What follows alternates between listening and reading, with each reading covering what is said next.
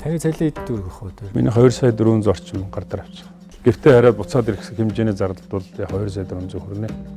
Гэртээ арай л буцаад ирэх юм. Тий. Сая 600 мянган төгрөг олд юм лээ. Сая 600. Тийм. Тэгээ одоо юмны үн одоо маш их өсөж байна. Тэгэхээр одоо өмнө бол сая 600 мянган төгрөгөөр би чи одоо инновашн те байр тогныхоо усыг мөнгөд өгөөд нэг ард нь хэдэн төгрөг үлддэг байсан. Одоо бол өстой. Яг хоо би зүгээр юу одоо тэрхүү үеийн гişүү ямар нэгэн хүнийг одоо авчирч уулзалтаа авчрахын тулд суглаа явуулах нь ер нь зөв юм уу буруу юм уу? Тэгэхээр улсын хурлын гишүүд ер нь юу ихээр сайн ойлгодог. Та тэнэг гэж боддог юм шүү. Харин тийм. Тэгээд одоо жоохон мунхаг гэж боддог юм шүү.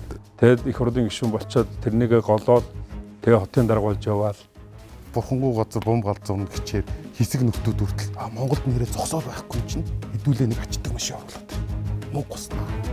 Дандаа ийм иргэдэг тийм нэг дарамтлсан дандаа нөгөө байхгүй боломжгүй ядуу ийм сэдв дээр нэг тоглолт багтах. Зовлон их вэ нөө те. Зовлон